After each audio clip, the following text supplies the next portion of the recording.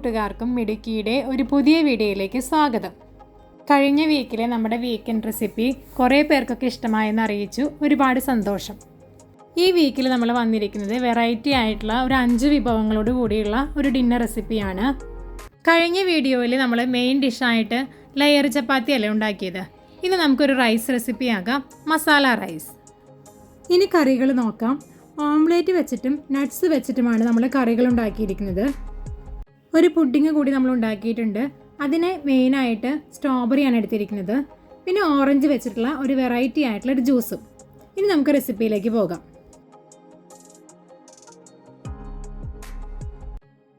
ആദ്യം തന്നെ നമുക്ക് പുഡിങ് തന്നെ ഉണ്ടാക്കി തുടങ്ങാം. അതിനായിട്ട് ആദ്യം ജെല്ലി തയ്യാറാക്കണം. അതിനായിട്ട് ഞാൻ സ്ട്രോബെറിയുടെ ജെല്ലിയാണ് എടുത്തിരിക്കുന്നത്. ആദ്യം തന്നെ നമുക്ക് ഈ ജെല്ലി പൗഡർ ഒരു പാത്രത്തിലേക്ക് ഇട്ട് കൊടുക്കാം. നിങ്ങൾ ഉപയോഗിക്കുന്ന ജെല്ലി ഏതാണോ അതിൻ്റെ പാക്കറ്റിൽ എഴുതിയിരിക്കുന്ന ഇൻസ്ട്രക്ഷൻസ് വെച്ചിട്ട് നമുക്ക് ജെല്ലി തയ്യാറാക്കാം. ഇനി ഇതിലേക്ക് 1 കപ്പ് നമുക്ക് തിളച്ച വെള്ളം ചേർത്ത് കൊടുക്കാം. അതിനുശേഷം നന്നായിട്ടൊന്ന് മിക്സ് ചെയ്ത് കൊടുക്കാം.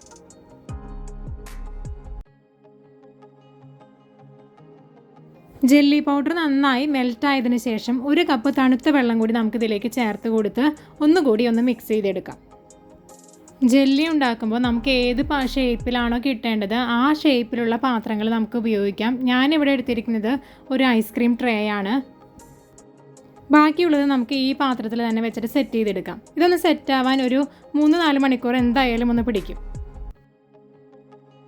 ഇനി നമുക്ക് വേണ്ടത് കുറച്ച് ഫ്രഷ് സ്ട്രോബെറി ആണ്. അത് നമ്മളൊന്ന് നന്നായി ചെറുതായിട്ട് അരിഞ്ഞ് അതിൽ കുറച്ച് ഷുഗർ കൂടി ആഡ് ചെയ്തിട്ട് നമുക്ക് ഫ്രിഡ്ജിലൊന്ന് സെറ്റാവാൻ വേണ്ടി വെക്കാം. ഒരു 3-4 മണിക്കൂർ ആകുമ്പോഴേക്കും ഈ ഷുഗറൊക്കെ നന്നായി മെൽറ്റായിട്ട് നമ്മുടെ ആ ഫ്രഷ് സ്ട്രോബെറിയുടെ ടേസ്റ്റൊക്കെ ഒന്ന് മാറി കുറച്ചും കൂടി സോഫ്റ്റായിട്ട് വരും. ഇനി വേണ്ടത് ഒരു 1.5 കപ്പോളം പാല് നന്നായി തിളപ്പിച്ച് ചൂടാറ്റിയിട്ട് നമ്മൾ വെച്ചിട്ടുണ്ട്. ഇതിലേക്ക് 1/2 കപ്പ് കണ്ടൻസ്ഡ് മിൽക്ക് നമ്മൾ ചേർത്ത് കൊടുക്കുന്നുണ്ട്. വേറെ ഷുഗറൊന്നും നമ്മളിതിൽ ആഡ് ചെയ്യുന്നില്ല കേട്ടോ. പിന്നെ ചേർക്കുന്നത് 1/2 കപ്പോളം മാംഗോ ജ്യൂസ് നമ്മളിതിൽ ചേർത്ത് കൊടുക്കുന്നുണ്ട്. പിന്നെ ഫ്ലേവറിന് വേണ്ടിയിട്ട് 1 ടീസ്പൂണോളം വാനില എസൻസ് നമുക്ക് ചേർത്ത് കൊടുക്കാം. ഇനി ഇത് നന്നായിട്ടൊന്ന് യോജിപ്പിച്ച് നമുക്കൊന്ന് മാറ്റി വയ്ക്കാം. ഒരു 3 മണിക്കൂർ കഴിഞ്ഞപ്പോൾ നമ്മുടെ ജെല്ലി സെറ്റായിട്ട് വന്നിട്ടുണ്ട്. ഇനി നമുക്കത് സൈഡിൽ നിന്നൊക്കെ ഒന്ന് അടർത്തിയെടുക്കാം. ഞാൻ ഇതേ ഷേപ്പിലുള്ള പാത്രത്തിലല്ല നമ്മുടെ പുഡിങ് തയ്യാറാക്കുന്നത്. ഒരു സ്ക്വയർ പാത്രത്തിലാണ്. ഇതേ പാത്രത്തിൽ തന്നെ നമ്മൾ തയ്യാറാക്കുകയാണെങ്കിൽ നമുക്ക് ഇതേ ഷേപ്പിൽ തന്നെ എടുക്കാവുന്നതാണ്. ഇതിപ്പോൾ ഞാൻ സ്ക്വയറിലായതുകൊണ്ട് കുറച്ച് പൊട്ടിയിട്ടൊക്കെയാണ് നമ്മൾ എടുത്തിരിക്കുന്നത്. ഇനി പുഡിങ് സെറ്റ് ചെയ്യാം. അതിന് വേണ്ടിയിട്ട് കുറച്ച് കേക്ക് പീസുകൾ എടുത്തിട്ടുണ്ട്. ഏത് ഫ്ലേവറിലുള്ള കേക്ക് വേണമെങ്കിലും എടുക്കാം, അല്ലെങ്കിൽ ബ്രെഡ് ആയാലും മതി. പിന്നെ കുറച്ച് നട്ട്സ് കൂടി എടുത്തിട്ടുണ്ട്. ഫസ്റ്റ് ലെയറായിട്ട് നമുക്ക് ഈ പാത്രത്തിൽ കേക്ക് നിരത്തി വെച്ച് കൊടുക്കാം.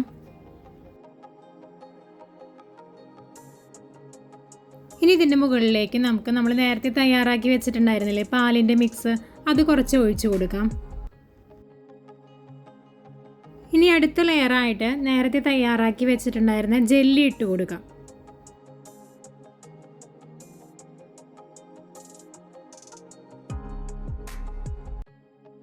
മൂന്നാമത്തെ ലെയറായിട്ട് വീണ്ടും നമുക്ക് കേക്ക് വെച്ച് കൊടുക്കാം. പിന്നീട് ഫസ്റ്റ് ലെയറിൽ നമ്മൾ പാൽ ഒഴിച്ചു കൊടുത്ത പോലെ ഇതിലും പാൽ ഒഴിച്ചു കൊടുക്കാം. നമ്മൾ പാൽ ഒഴിക്കുമ്പോൾ ആ പാലൊക്കെ ഈ കേക്ക് അബ്സോർബ് ചെയ്തോളും.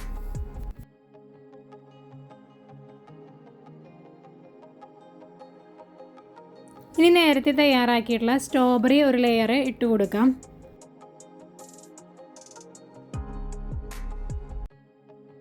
ഇനി അവസാന ലെയറായിട്ട് മുകൾ ഭാഗത്ത് കുറച്ച് നട്ട്സ് കൂടി വിതറി കൊടുക്കാം. നിങ്ങളുടെ ഇഷ്ടത്തിനനുസരിച്ചിട്ട് എത്ര ലെയേഴ്സ് വേണമെങ്കിലും നമുക്കിതുപോലെ സെറ്റ് ചെയ്യാം കേട്ടോ. ഞാനൊരു 4 ലെയേഴ്സാണ് സെറ്റ് ചെയ്തത്. ഇനി 3-4 മണിക്കൂർ ഇതൊന്ന് ഫ്രിഡ്ജിൽ വെക്കാം. അപ്പോൾ നന്നായി തണുത്ത് നമ്മുടെ പുഡിങ് സെറ്റായി വരും. ഞാനിതിൻ്റെ മുകൾ ഭാഗത്ത് കുറച്ച് ഭംഗിക്ക് വേണ്ടിയിട്ട് കുറച്ച് കണ്ടൻസ്ഡ് മിൽക്ക് കൂടി ഒഴിച്ചു കൊടുത്തിട്ടുണ്ട്. ഇനി നമുക്ക് ഫ്രിഡ്ജിൽ വെച്ച് സെറ്റ് ചെയ്തെടുക്കാം. ഇനി അടുത്തതായിട്ട് നമുക്ക് കറി തയ്യാറാക്കാം. ഓംലേറ്റ് വെച്ചിട്ടുള്ള ഒരു കറിയാണ് നമ്മൾ തയ്യാറാക്കുന്നത്. അതിന് വേണ്ടിയിട്ട് ഒരു കട്ടിയുള്ള പാത്രത്തിൽ ഓയിൽ ഒഴിച്ച് കടുക് പൊട്ടിച്ചെടുക്കാം.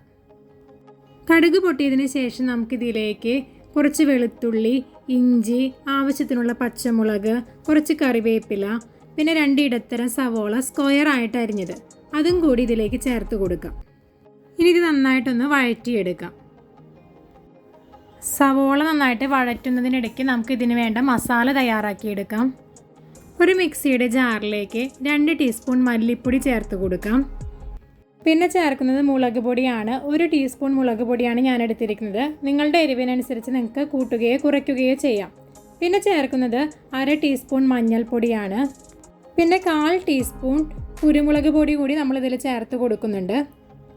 ഇനി ഇതിലേക്ക് ഒരു 4 ഏലക്ക, ഒരു ചെറിയ കഷ്ണം കറുവപ്പട്ട, ഒരു 3-4 ഗ്രാമ്പു കൂടി ഇതിലേക്ക് ചേർത്ത് കൊടുത്ത് കുറച്ച് വെള്ളം കൂടി ആഡ് ചെയ്ത് നന്നായിട്ട് അരച്ചെടുക്കാം. ഇപ്പോൾ സവോള നന്നായിട്ട് മൂത്ത് വന്നിട്ടുണ്ട്. ഇനി ഇതിനെ നമ്മൾ സൈഡിലേക്ക് മാറ്റി നമ്മൾ അരച്ച് വെച്ചിട്ടുള്ള അരപ്പ് ഇതിലേക്ക് ഒഴിച്ചു കൊടുക്കാം. മിക്സിയുടെ ജാറിലേക്ക് കുറച്ച് വെള്ളം കൂടി ചേർത്ത് അതും കൂടി ഇതിലേക്ക് ഒഴിച്ചു കൊടുക്കാം. ഇനി ഈ മസാലയുടെ പച്ചമണക്കൊന്ന് മാറുന്ന വരെ ഒന്ന് നന്നായിട്ടൊന്ന് വഴറ്റിയെടുക്കാം. വെള്ളമൊക്കെ നന്നായിട്ട് വറ്റി ഗ്രേവി കുറച്ച് കട്ടിയായിട്ട് വന്നിട്ടുണ്ട്. നമ്മൾ നേരത്തെ തന്നെ അരമുറി തേങ്ങ നന്നായിട്ട് ചിരകിയിട്ട് അതിൽ നിന്ന് 2 കപ്പ് 2-ാം പാലും ഒരു 1/2 കപ്പോളം 1-ാം പാലും തയ്യാറാക്കി വെച്ചിട്ടുണ്ടായിരുന്നു. അതിൽ 2 കപ്പ് 2-ാം പാൽ നമ്മൾ ആദ്യം ഇതിലേക്ക് ഒഴിച്ചു കൊടുക്കാം. അതിനുശേഷം നന്നായിട്ട് നമുക്കൊന്ന് യോജിപ്പിച്ച് കൊടുക്കാം. എന്നിട്ടൊന്ന് തിളപ്പിച്ചെടുക്കാം. ഇതിനിടയിൽ നമ്മൾ ആവശ്യത്തിനുള്ള ഉപ്പ് കൂടി ഇതിലേക്ക് ചേർത്ത് കൊടുക്കേണ്ടതുണ്ട്. നന്നായിട്ട് കറി തിളച്ച് വന്നതിന് ശേഷം ഇതിലേക്ക് 1/2 ടീസ്പൂൺ വിനാഗിരി കൂടി നമുക്കൊന്ന് ചേർത്ത് കൊടുക്കാം. ഇനി ഇതിലേക്ക് നമ്മൾ നേരത്തെ മാറ്റി വെച്ചിട്ടുള്ള 1/2 കപ്പ് 1-ാം പാൽ ചേർത്ത് കൊടുക്കാം. ഈ 1-ാം പാൽ ചേർക്കുമ്പോൾ നമ്മുടെ കറി തിളയ്ക്കേണ്ട ആവശ്യമില്ല, നമുക്ക് ഫ്ലെയിം ഓഫ് ചെയ്യാം. ഇതിനിടയിൽ ഞാനൊരു 3 മുട്ട എടുത്തിട്ട് അതിൽ പച്ചമുളക്, ഇഞ്ചി, കുറച്ച് കുരുമുളക് പൊടി, ആവശ്യത്തിനുള്ള ഉപ്പ് ഇതെല്ലാം ചേർത്ത് ഒന്ന് നന്നായിട്ടൊന്ന് പൊരിച്ചെടുക്കാം.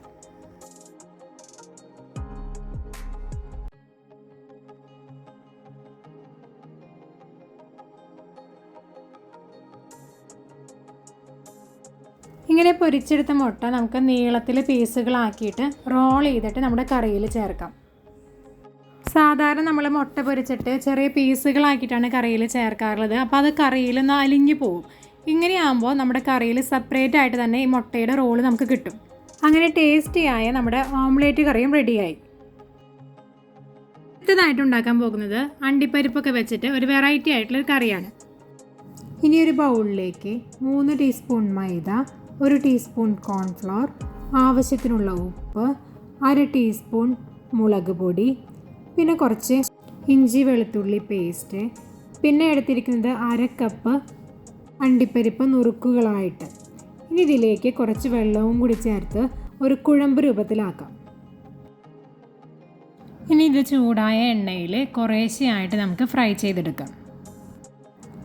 ഇത് ഫ്രൈ ചെയ്തെടുക്കുന്നതിന് മുൻപ് നമുക്ക് കുറച്ച് അണ്ടിപ്പരിപ്പ് കൂടി ഒന്ന് ഫ്രൈ ചെയ്തെടുക്കാം. നമുക്ക് ലാസ്റ്റ് ഒന്ന് ഗാർണിഷ് ചെയ്യാൻ വേണ്ടിയിട്ടാണ്.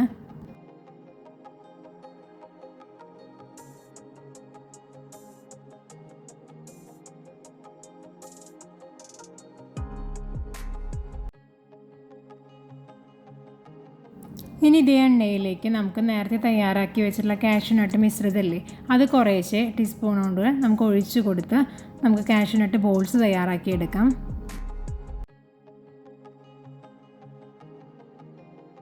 ഒരു ഭാഗം ഫ്രൈ ആയി വരുമ്പോൾ നമുക്ക് മറ്റേ ഭാഗത്തേക്ക് തിരിച്ചിട്ട് ആ ഭാഗം കൂടി ഫ്രൈ ചെയ്തെടുക്കാം.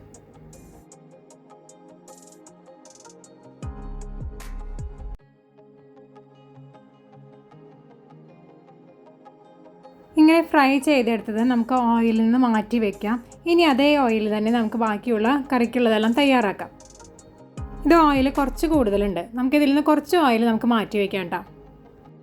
ഇനി ബാക്കിയുള്ള എണ്ണയിലേക്ക് നമുക്ക് 2 ഇടത്തരം സവോള സ്ക്വയറാക്കി അരിഞ്ഞത്, 1 ടീസ്പൂൺ വെളുത്തുള്ളി, 1 ടീസ്പൂൺ ഇഞ്ചി, ആവശ്യത്തിനുള്ള പച്ചമുളക് ഇതെല്ലാം കൂടി ചേർത്ത് നന്നായി ഒന്ന് വഴറ്റിയെടുക്കാം.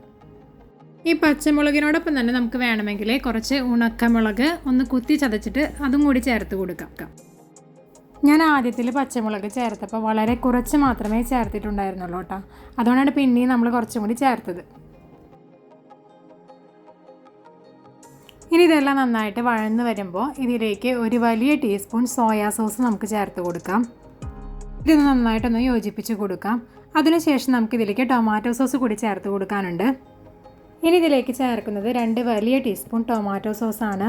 സോസൊക്കെ ചേർക്കുമ്പോൾ നമ്മുടെ ഇഷ്ടത്തിനനുസരിച്ച് നമുക്ക് ചേർക്കാം. ചിലവർക്കൊന്നും സോസിൻ്റെ ടേസ്റ്റ് അത്ര ഇഷ്ടമുണ്ടാവില്ല. അങ്ങനെയാകുമ്പോൾ അളവ് കുറച്ച് ചേർക്കുക.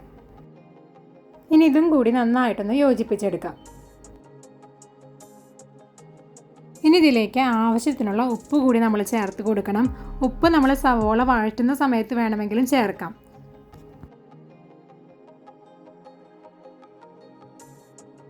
ഇനി നമുക്ക് ഫ്ലെയിം ഓഫ് ചെയ്തതിന് ശേഷം കുറച്ച് സെലറി തണ്ട് സ്ക്വയറായിട്ട് അരിഞ്ഞതും അതുപോലെ തന്നെ കുറച്ച് സ്പ്രിംഗ് ഓണിയനും ഇതിലേക്ക് ചേർത്ത് കൊടുത്ത് ഒന്ന് നന്നായിട്ടൊന്ന് യോജിപ്പിച്ചെടുക്കാം.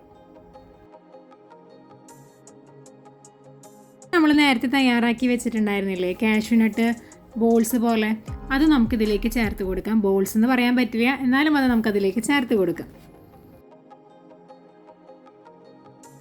ഇത് നന്നായിട്ടൊന്ന് യോജിപ്പിച്ചെടുക്കാം.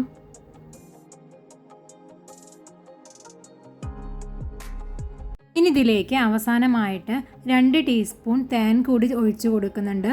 2 ടീസ്പൂൺ വേണമെന്നില്ല, നിങ്ങളുടെ മധുരം അനുസരിച്ചിട്ട് നിങ്ങൾക്ക് ചേർത്ത് കൊടുക്കാം. ഇനി ഒന്ന് ഗാർണിഷ് ചെയ്യാൻ വേണ്ടിയിട്ട് നമ്മൾ യെല്ലോ കളറിലും റെഡ് കളറിലുമുള്ള ക്യാപ്സിക്കം കൂടി കുറച്ച് അരിഞ്ഞത് ചേർത്ത് കൊടുക്കുന്നുണ്ട്. അപ്പോൾ നമ്മുടെ ഈ ഡ്രാഗൺ നട്ട്സ് എന്ന കറിയും റെഡിയായി. ഇനി നമ്മൾ തയ്യാറാക്കാൻ പോകുന്നതാണ് മെയിൻ ഡിഷായ മസാല റൈസ്. പേര് കേൾക്കുന്ന പോലെ അത്ര സ്പൈസി ഒന്നും അല്ല കേട്ടോ ഇത്. ഇനി ഒരു പാത്രത്തിൽ കുറച്ച് ഓയിൽ ഒഴിച്ച് അതിലേക്ക് ഒരു സവോളയാണ് എടുത്തിരിക്കുന്നത്. അത് നീളത്തിൽ അരിഞ്ഞിട്ട് നമ്മൾ ബിരിയാണിക്കൊക്കെ നമ്മൾ ഫ്രൈ ചെയ്തെടുക്കാറില്ലേ, അതുപോലെ നമുക്ക് ഫ്രൈ ചെയ്തെടുക്കാം.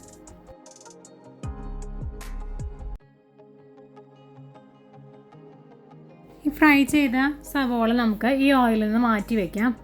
ഇനി അതേ എണ്ണയിലേക്ക് ഒരു 4 ഏലക്ക, ഒരു ചെറിയ കഷ്ണം കറുവപ്പട്ട, ഒരു 4 ഗ്രാമ്പു ഇതെല്ലാം ചേർത്ത് ഒന്ന് മൂപ്പിച്ചെടുക്കാം. നന്നായിട്ട് മൂത്ത് വരുമ്പോൾ ഇതിലേക്ക് ഒരു 3 പച്ചമുളക് വട്ടത്തിലരിഞ്ഞതും 1 ടീസ്പൂൺ ഇഞ്ചി വെളുത്തുള്ളി പേസ്റ്റും ഇതിലേക്ക് ചേർത്ത് കൊടുക്കാം. ഇനി ഇത് നന്നായിട്ട് മൂത്ത് ആ പച്ചമണമൊക്കെ മാറി വരുമ്പോൾ ഇതിലേക്ക് ഒരു സവോള സ്ക്വയറായിട്ട് അരിഞ്ഞത് നമുക്ക് ചേർത്ത് കൊടുത്ത് ഒന്ന് വഴറ്റിയെടുക്കാം.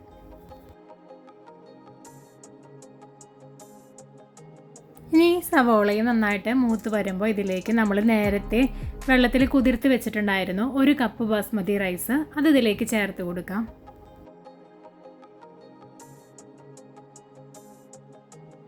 ഇനി ആ അരിയുടെ കളറ് ഒന്ന് മാറി ഒന്ന് ഫ്രൈ ആയി വരുന്നത് വരെ നമുക്കൊന്ന് ഇളക്കി കൊടുക്കാം. ഞാൻ എടുത്തിരിക്കുന്ന ബാസ്മതി റൈസ് നല്ല വേവുള്ളതാണ് കേട്ടോ. അപ്പോൾ 1 കപ്പ് ബാസ്മതി റൈസിന് 2 കപ്പ് വെള്ളം എന്ന തോതിലാണ് ഇതിൽ ചേർത്ത് കൊടുക്കുന്നത്. നിങ്ങൾ ഏത് തരം അരിയാണ് എടുക്കുന്നത് അതിനനുസരിച്ചിട്ടുള്ള വെള്ളം ചേർക്കുക. ഇനി ഇതിലേക്ക് നമുക്ക് ആവശ്യത്തിനുള്ള ഉപ്പ് കൂടി ചേർത്ത് കൊടുക്കാം. ഇനി ഇത് നന്നായിട്ട് യോജിപ്പിച്ച് കൊടുത്തതിന് ശേഷം നമുക്ക് അരി വേവാനായിട്ട് അടച്ചു വയ്ക്കാം. ഇപ്പോൾ റൈസൊക്കെ നന്നായിട്ട് വെന്ത് വന്നിട്ടുണ്ട്. ഇനി ഇതിലേക്ക് നമുക്ക് കുറച്ച് മല്ലിയില കൂടി ചേർത്ത് കൊടുക്കാം. അങ്ങനെ വളരെ ഈസി ആയിട്ടുള്ള നമ്മുടെ മസാല റൈസും റെഡി ആയിട്ടുണ്ട്. നമ്മളുണ്ടാക്കുന്നത് ഒരു വെറൈറ്റി ആയിട്ടുള്ള ഒരു ഓറഞ്ച് ജ്യൂസാണ്. ഇതിന് വേണ്ടിയിട്ട് ഞാൻ ആദ്യമേ 1 കപ്പ് ഓറഞ്ച് ജ്യൂസ് എടുത്തിട്ട് നന്നായിട്ടൊന്ന് ഫ്രീസ് ചെയ്തിട്ടുണ്ടായിരുന്നു. അത് നമ്മുടെ മിക്സിയുടെ ജാറിലേക്ക് ഇട്ട് കൊടുക്കാം. ഓറഞ്ച് ജ്യൂസ് ഉണ്ടാക്കുമ്പോൾ നമ്മൾ ആ ഓറഞ്ചിൻ്റെ നാര് പെടാതെ പ്രത്യേകം സൂക്ഷിക്കണം കേട്ടോ. പിന്നെ നമ്മളിതിലേക്ക് ചേർക്കുന്നത് 1 കപ്പ് പാല് തിളപ്പിച്ചാറിയതാണ്.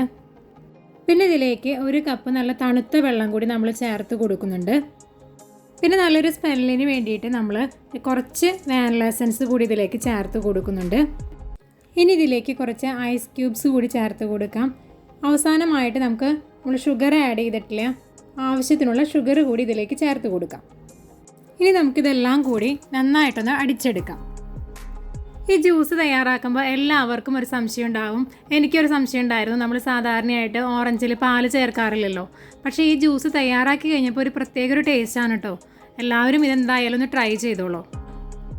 അങ്ങനെ നമ്മുടെ അവസാന ഡിഷായ ജ്യൂസും തയ്യാറായിട്ടുണ്ട്. ഈ റെസിപ്പികളെല്ലാം നിങ്ങൾക്ക് ഇഷ്ടമായെന്ന് കരുതുന്നു. ഇഷ്ടപ്പെടുകയാണെങ്കിൽ നമ്മുടെ ചാനൽ സബ്സ്ക്രൈബ് ചെയ്യാൻ മറക്കരുത്. പിന്നെ ഞങ്ങളുടെ വീഡിയോ ലൈക്ക് ചെയ്തും കമൻറ്റ് ചെയ്തും ഞങ്ങളെ സപ്പോർട്ട് ചെയ്യുമെന്നും വിചാരിക്കുന്നു. അപ്പോൾ എല്ലാവരുടെയും വീക്കെൻഡ് അടിപൊളിയാവട്ടെ. Happy weekend.